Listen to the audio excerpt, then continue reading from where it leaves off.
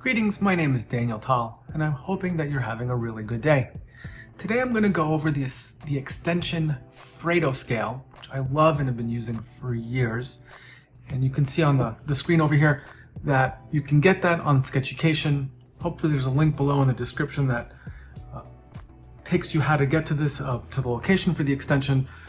I have to do a set of videos on SketchUp and FredoScale so you know how to actually obtain them. But for now, you're on your own and trying to get this extension to download. Sorry about that, I don't actually own it.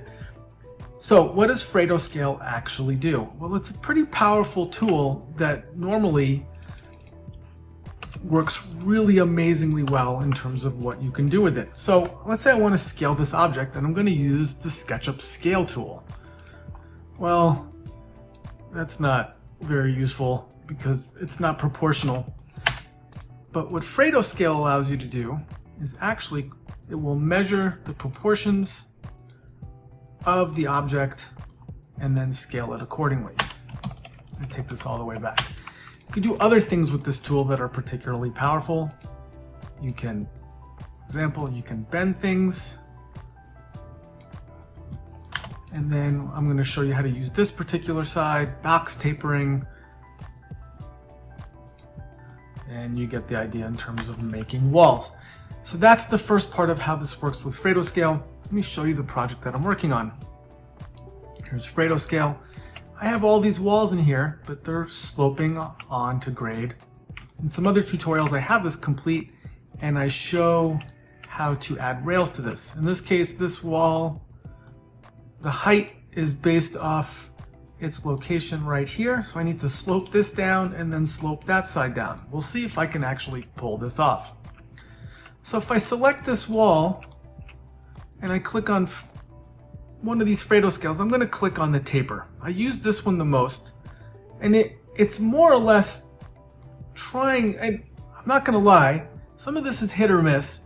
I've been lucky, but I'm more lucky than not when it comes to using this tool, especially the taper tool. So it's active. I'm going to take it down. It's going to try to snap to things, which I know can be kind of inconvenient. But there you go. It tapered it down. I went a little too far, so I'm going to undo that just to show you how quickly this was. Taper it again. I'm going to take this down right to around there. If I have to, I'll move this wall up a little bit. Or I can extrude it using, actually, what I'm going to do is show you another Fredo tool. It's called Joint Push Pull. I have it right here. This lets you extrude surfaces. So I can't extrude this with push pull. Oh, it's actually letting me do that. Wow, made a liar out of me. That's awesome. I didn't know you could do that. You learn something new every day. There you go.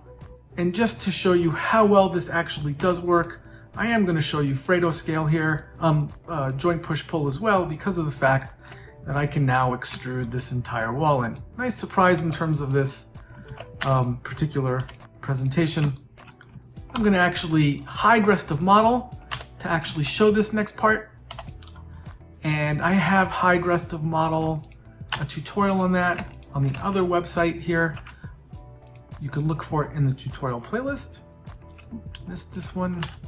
I'm going to select all these surfaces and I'm going to use the next extension done by Fredo that you can find on SketchUp, which is called Joint Push Pull. And in this case, notice I'm still selecting and adding textures at the same time while moving around.